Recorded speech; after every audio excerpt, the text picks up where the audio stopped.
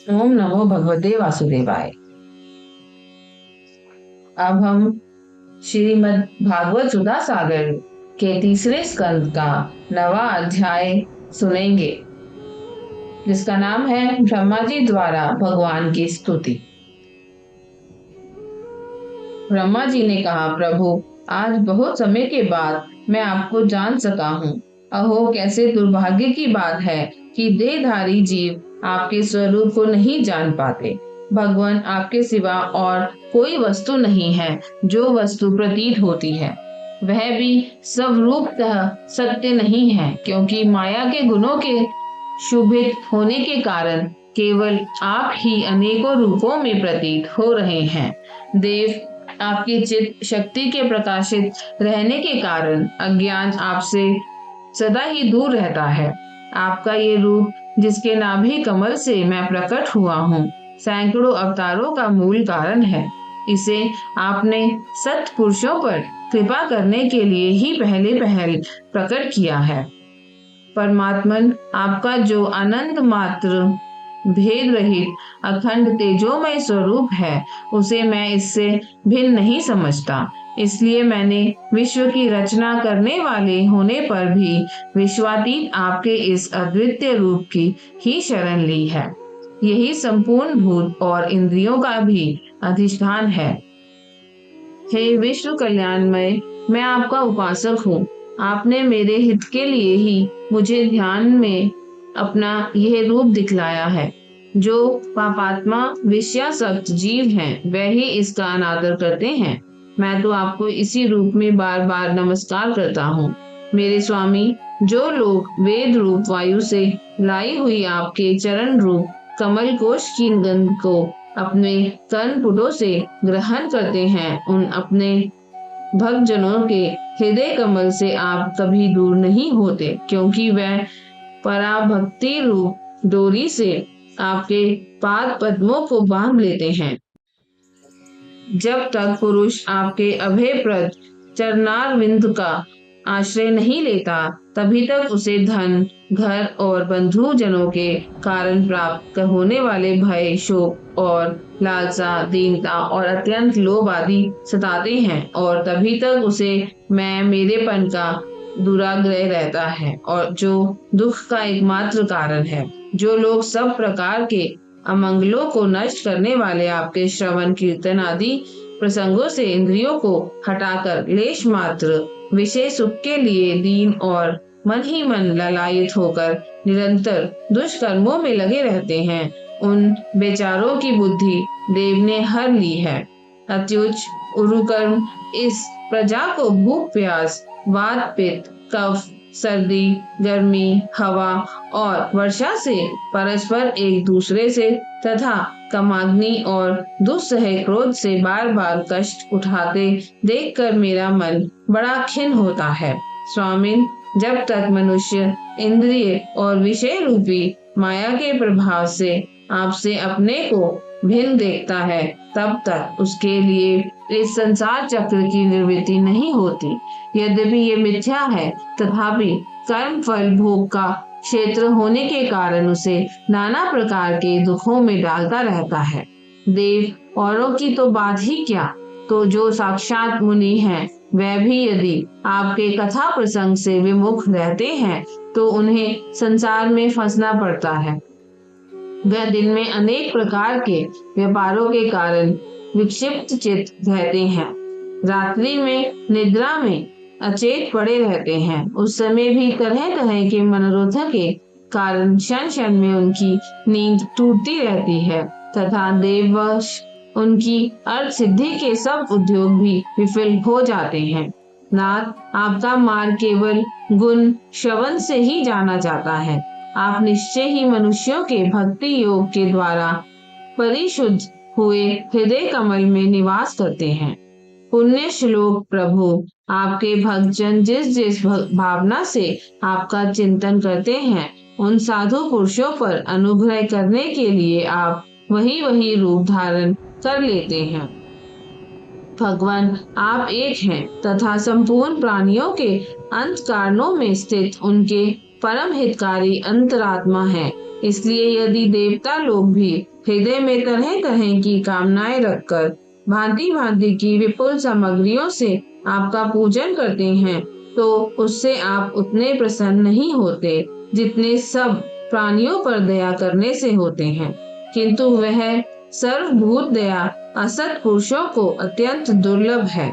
जो कर्म आपको अर्पण कर दिया जाता है उसका कभी नाश नहीं होता, वह अक्षय हो जाता है।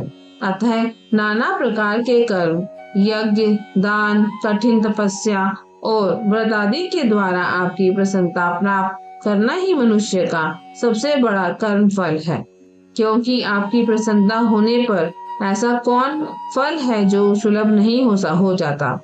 आप सर्वदा अपने स्वरूप के प्रकाश से ही प्राणियों के भेद भ्रम रूप अंधकार का नाश करते रहते हैं तथा ज्ञान के अधिष्ठान साक्षात परम पुरुष हैं। मैं आपको नमस्कार करता हूँ। संसार की उत्पत्ति, स्थिति और संहार के निमित्त से जो माया की लीला होती है वह आपका ही खेल है। अतः आप परमेश्वर को मैं बार बार नमस्कार करता हूँ। जो लोग प्राण त्याग करते समय आपके अवतार, गुण और कर्मों को सूचित करने वाले देवकी नंदन, जनार्दन, कंस निकंदन आदि नामों का विवश होकर भी उच्चारण करते हैं, वह अनेकों जन्मों के पापों से तत्काल छूटकर मायादी आवरणों से रहित ब्रह्म पद प्राप्त करते हैं। आप नित्य अजन्मा हैं, मैं आपकी शरण लेता हूँ। भगवान, इस विश्व वृक्ष के रूप में आप ही विराजमान हैं। आप ही अपनी मूल प्रकृति को स्वीकार करके जगत की उत्पत्ति, स्थिति और प्रलय के लिए मेरे अपने और महादेव जी के रूप में 3 प्रधान शाखाओं में विभक्त हुए हैं और फिर प्रजापति एवं मनु आदि शाखा प्रशाखाओं के रूप में फैलकर बहुत विस्तृत हो गए हैं। मैं आपको नमस्कार करता हूँ। भगवान, आपने अपनी आराधना को ही लोगों के लिए कल्याणकारी सब धर्म बताया है, किंतु वह इस ओर से उदासीन रहकर सर्वदा विपरीत कर्मों में लगे रहते हैं। ऐसी प्रमाद की अवस्था में पड़े हुए इन जीवों की जीवन आशा को जो सदा सावधान रहकर बड़ी शीघ्रता से काटता रहता है, वह बलवान काल भी आपका ही रूप है। मैं उसे नमस्कार करता हूँ। यद्यपि मैं सत्यलोक का अधिष्ठाता हूँ, जो 2 परार्थ प्रयत्न रहने वाला और समस्त लोकों का वंदनीय है, तो भी आपके उस काल रूप से डरता रहता है। उससे बचने और आपको प्राप्त करने के लिए ही मैंने बहुत समय तक तपस्या की है। आप ही अधियज्ञ रूप से मेरी इस तपस्या के साक्षी हैं। मैं आपको नमस्कार करता हूँ। आप पूर्ण काम हैं, आपको किसी विशेष सुख की इच्छा नहीं है, तो भी मैं अपनी बनाई हुई धर्म मर्यादा की रक्षा के लिए पशु पक्षी, मनुष्य और देवता आदि जीव योनियों में अपनी ही इच्छा से शरीर धारण कर अनेकों लीलाएं की हैं। ऐसे आप पुरुषोत्तम भगवान को मेरा नमस्कार है। प्रभु, आप अविद्या, अस्मिता, राग, द्वेष और अभिनिवेश 5 में से किसी के भी अधीन नहीं है। तथापि इस समय जो सारे संसार को अपने उदर में लीन कर भयंकर तरंग मालाओं से निशुभ प्रलय कालीन जल में अनंत विग्रह की कोमल शैया पर शयन कर रहे हैं, वह पूर्व कल्प की कर्म परंपरा से शमित हुए जीवों को विश्राम देने के लिए ही हैं। आपके नाभि कमल रूप भवन से मेरा जन्म हुआ है। ये संपूर्ण विश्व आपके उदर में समाया हुआ है। आपकी कृपा से ही मैं त्रिलोकी की रचना रूप उपकार में प्रवृत्त हुआ हूँ। इस समय योग निद्रा का आनंद हो जाने के कारण आपके नेत्र कमल विकसित हो रहे हैं। आपको मेरा नमस्कार है। आप संपूर्ण जगत के एकमात्र सुहृदय और आत्मा हैं तथा शरणागतों पर कृपा करने वाले हैं। अतः अपने जिस ज्ञान और ऐश्वर्य से आप विश्व को आनंदित करते हैं, उसी से मेरी बुद्धि को भी युक्त करें, जिससे मैं पूर्व कल्प के समान इस समय भी जगत की रचना कर सकूं। आप भक्त वत्सल कल्पतरु हैं। अपनी शक्ति लक्ष्मी जी के सहित अनेकों गुणावतार लेकर आप जो जो अद्भुत कर्म करेंगे, मेरा ये जगत की रचना करने का उद्यम भी उन्हीं में से एक है। अतः इसे रचते समय आप मेरे चित्त को प्रेरित करें, शक्ति प्रदान करें, जिससे मैं सृष्टि रचना विषयक अभिमान रूप मल से दूर रह सकूं। प्रभु, इस प्रलयकालीन जल में शयन करते हुए आप अनंत शक्ति परम पुरुष के नाभि कमल से मेरा प्रादुर्भाव हुआ है और मैं हूँ भी आपकी ही विज्ञान शक्ति। अतः इस जगत के विचित्र रूप का विस्तार करते समय आपकी कृपा से मेरी वेद रूप वाणी का उच्चारण लुप्त ना हो। आप अपार करुणामय पुराण पुरुष हैं। आप परम प्रेममयी मुस्कान के सहित अपने नेत्र कमल खोलिए और शेष शैया से उठकर विश्व के अद्भुत के लिए अपनी सुमधुर वाणी से मेरा विषाद दूर कीजिए। श्री मैत्रेय जी कहते हैं, विदुर जी, इस प्रकार तप, विद्या और समाधि के द्वारा अपने उत्पत्ति स्थान श्री भगवान को देखकर तथा अपने मन और वाणी की शक्ति के अनुसार उनकी स्तुति कर ब्रह्मा जी थके से होकर मौन हो गए। श्री मधुसूदन भगवान ने देखा कि ब्रह्मा जी इस प्रलय जल राशि से बहुत घबराए हुए हैं तथा लोक रचना के विषय में कोई निश्चित विचार न होने के कारण उनका चित्त बहुत खिन्न है। तब उनके अभिप्राय को जानकर वह अपनी गंभीर वाणी से उनका खेद शांत करते हुए कहने लगे। श्री भगवान ने कहा, वेद गर्भ, तुम विषाद के वशीभूत हो आलस्य ना करो। सृष्टि रचना के उद्यम में तत्पर हो जाओ। तुम मुझसे जो कुछ चाहते हो उसे तो मैं पहले ही कर चुका हूँ। तुम एक बार फिर तप करो और भागवत ज्ञान का अनुष्ठान करो। उनके द्वारा तुम सब लोगों को स्पष्टतया अपने अंतकरण में देखोगे। फिर भक्ति युक्त और समाहित चित्त होकर तुम संपूर्ण लोक और अपने में मुझको व्याप्त देखोगे तथा मुझ में संपूर्ण लोक और अपने आप को देखोगे। जिस समय जीव काष्ठ में व्याप्त अग्नि के समान समस्त भूतों में मुझे ही स्थित देखता है, उसी समय वह अपने अज्ञान रूप मल से मुक्त हो जाता है। जब वह अपने को भूत, इंद्रिय, गुण और अंतकरण से रहित तथा स्वरूपतः मुझसे अभिन्न देखता है, तब मोक्ष पद प्राप्त कर लेता है। ब्रह्मा जी नाना प्रकार के कर्म संस्कारों के अनुसार अनेक प्रकार की जीव सृष्टि को रचने की इच्छा होने पर भी तुम्हारा चित्त मोहित नहीं होता। यह मेरी अतिशय कृपा का ही फल है। तुम सबसे पहले मंत्र दृष्टा हो। प्रजा उत्पन्न करते समय भी तुम्हारा मन मुझ में ही लगा रहता है। इसी से पापमय रजोगुण तुमको बांध नहीं पाता। तुम मुझे भूत, इंद्रिय, गुण और अंतकरण से रहित समझते हो।